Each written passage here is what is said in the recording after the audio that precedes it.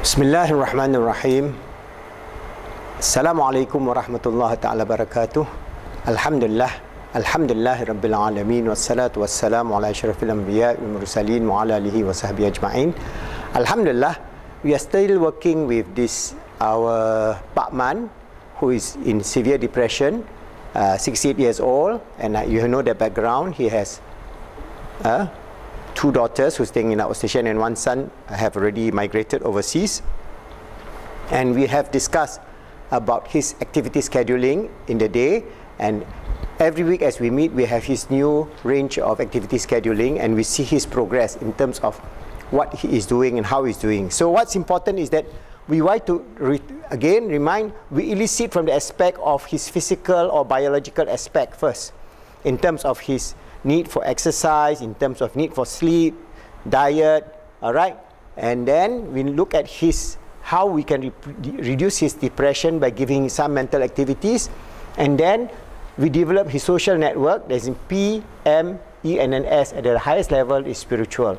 So as I told you, when we have a person like Pak Man who never practiced Islam, even though he's Muslim in name, we have to be very careful. For those who have practiced Islam, for example, in their younger days, then in the teenager days, they practice Islam, or maybe before they're teenagers, up to the age of 12, they practice Islam. After that, they never practice until now at 68.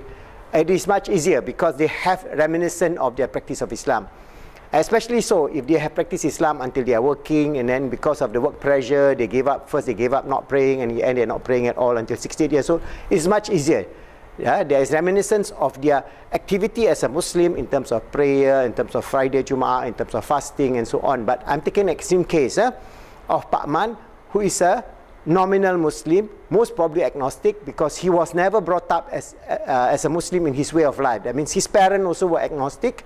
They were just traditionally named with Muslim names, but they never go to Quran school, they never go to Islamic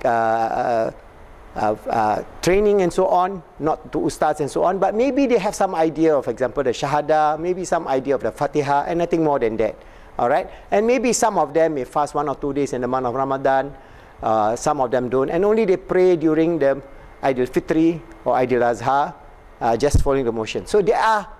I'm not creating this story. If they did a survey in, for example, practicing Muslims all over the world, we have only about 30% of Muslims practicing. All right, and only 20% practicing the 5 times daily prayer. About 20%. So every 100 Muslim, you have 20% only who are practicing Muslim. The other 80% could be on the borderline. Once in a while they pray, sometimes they don't pray. And the very extreme case, just like Pak Man, brought up as Muslim in name, but never knew what Islam is. So in that situation, you tread along very carefully to bring this idea of spirituality, the idea of prayer and so on, will be your last stage of counseling your client. Because if you try to come very early, you may break him. So I'm trying to tell you that now we have assuming theoretically we have already gone to 5 to 7 sessions now. So I'm not going to the 3rd session, I'm going to the 7th session now. And then his daily activity sheet, he's giving me his daily activity sheet, and we see some progress. And we work on his physical requirement in terms of his exercise, sleep, diet, his mental requirement in terms of some other mental activities apart from just watching TV, and then the social network they are going to build for him. So this behavioral activation is very important in terms of the step you need to take. And you must have some experience of how to go about with it. I'm just giving you a video on the role play. But this is enough to give you some pointers of how to go about in terms of the physical realm, mental realm, emotional realm, and spiritual realm, bio, psycho, social. All right? So this is the model. CBT is bio, psycho, social. Islamic, bio, psycho, social, spiritual. So you can see how beautiful our therapeutic approach in terms of Pi-CBT, Positive Islamic Cognitive Behavior Therapy. Using the CBT template, we upgrade the CBT template so that our counseling and coaching and our counseling program will be very holistic and integrative. Okay, so now I'm going to play the role play again, and we are talking about Pak Man, and he has gone through 7 sessions already. I'm going to shortcut. All right, then I'm going to play around on the P, M, and E, but not on the S. But I'll find an opportunity for me to come into this at a later video, inshallah. So this is, alright, my hanky representing him, and this is me. Okay. Assalamualaikum Pak Man, how are you? Alhamdulillah, I'm good, fine. Alright, so activity scheduling now. I've seen your activity scheduling now. Okay, Alhamdulillah, that's good. I see that you have made some progress, okay, of your activity, but I still see that you are spending a lot of time watching TV, and your rating here is that you enjoy TV at 3. So the scale of 1 to 10, you just say that you're just passing through TV 3. Alright, and you looking out of the balcony enjoying the wind, and you put 3 also. That's good. From 1 now you have gone to 3. And then all the other activities in terms of your breakfast, now you have done your breakfast, Alhamdulillah. You have bought the eggs, the veggie and the fruits and the tea, Alhamdulillah. Now you're making up your breakfast, and your lunch also is good. Alright, so, and I can see now you are taking a longer route to go to buy your food in the restaurant. That means you're going around the block a few times before you go. That's good already. Now you have about 20-25 minutes of exercise, which is very good. Okay, Alhamdulillah, now you're making very good progress, Pak Man. Yes, I'm making progress, but I still feel very depressed. I still feel that the world is useless, you know, no good. I don't know what to do. You know, just since my wife has passed away, I also feel like not living anymore, because I don't have anybody with me. Alright, I see outside, you see this grandparent with their children walking, and you know, right in front there is a playground. I see a lot of older people, some in their 70s and 80s, holding the hands of their grandchildren, playing in the park. I feel very sad. Each time I see that, I feel very sad. I think that's in a way, we can understand that, because I mean, because you are lonely, you're all alone in the apartment, and you have nothing to do, and your grandchildren are far away. So they only come maybe once a year or twice a year. And I'm sure that that kind of bonding will make you very happy. Just like I myself, I have my 8 grandchildren, and I bond with my grandchildren, and they give so wonderful life for me. That means I know I can feel your feeling of emptiness without your grandchildren, their love, their full wholesome playfulness, enjoyment, and so on. But there's one way to it, inshallah. If, as you see now, you're staring out of your balcony, why not you go down, just across the other side, there's a little playground, there's a play area there, and you can see a lot of children and grandparents. Why not you just make friends with some of the grandparents? I know, because they are staying in the same block as you are here now. So I think, you know, you just can say hi to them, and then sit down with them. And then maybe you can later on make friends with their grandchildren as they play around. That will give you a little smile. Maybe it's not the full smile that you get from your own grandchildren, but inshallah, that would be something useful for you to do. You still can go on staring at surrounding and so on, looking at them, but you know, then you'll feel more at home, and then you can strike some small conversation with those people.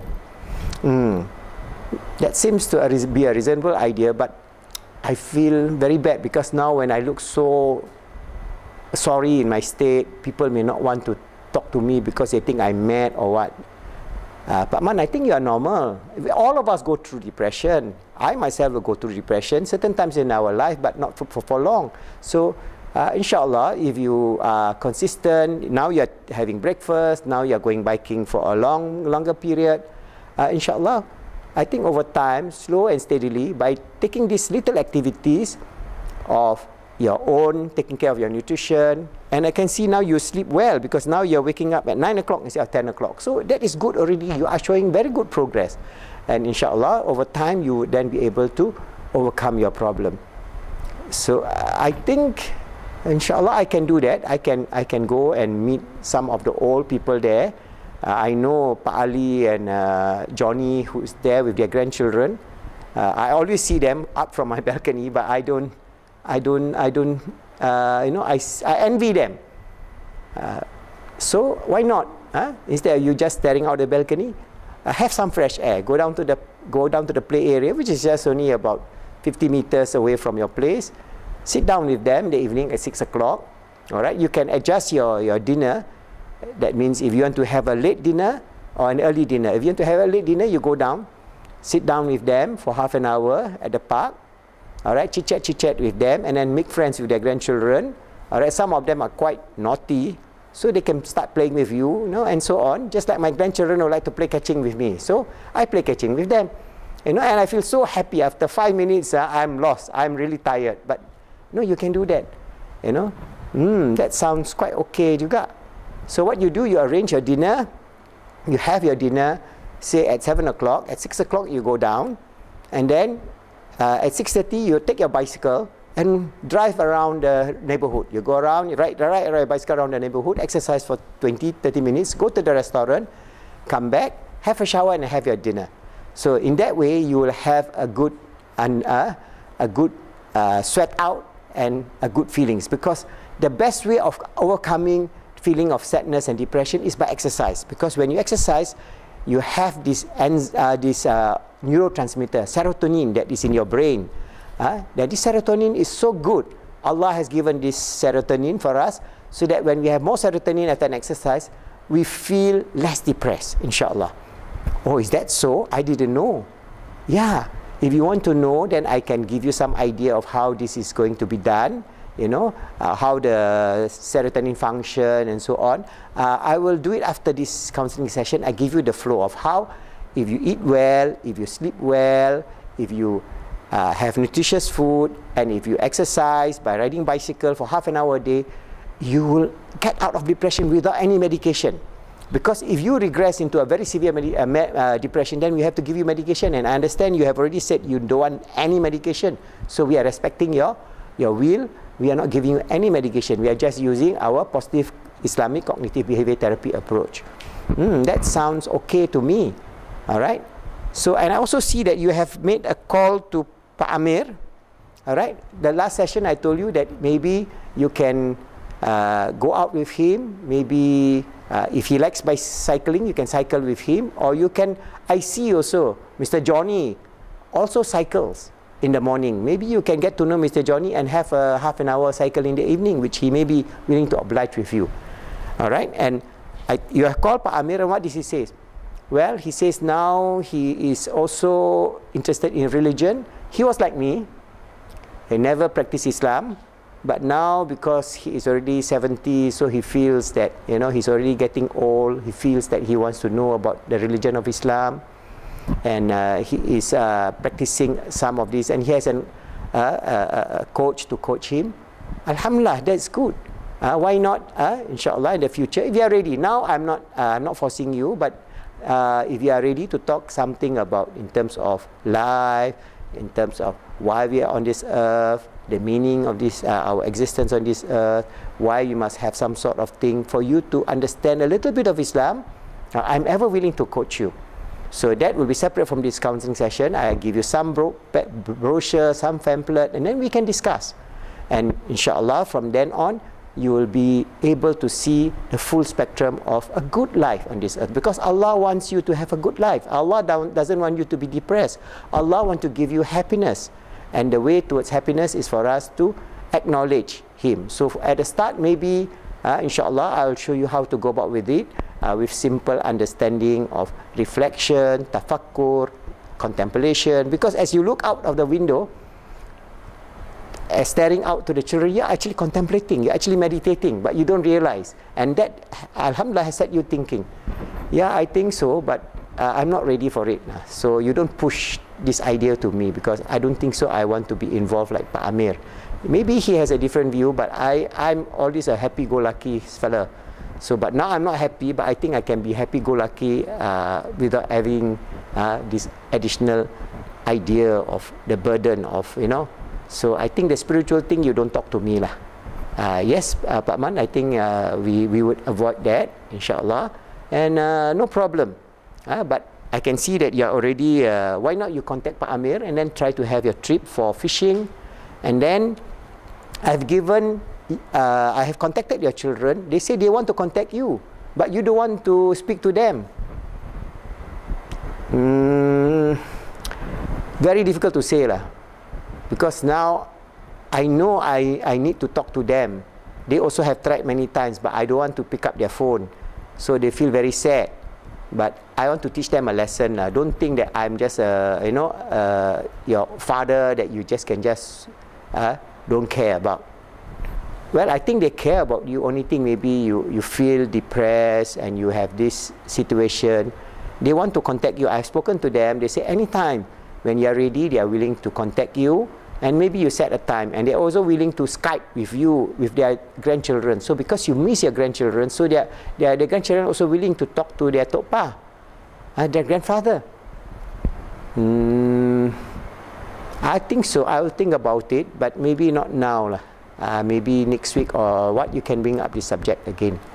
So I see that, Alhamdulillah, you have made a lot of progress.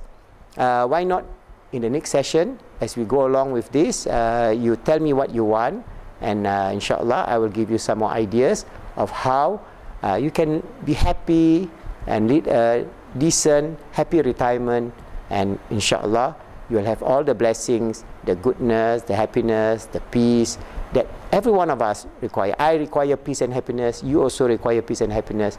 Let us work together, inshallah, to make ourselves good. We help others to be good and make the world good, inshallah.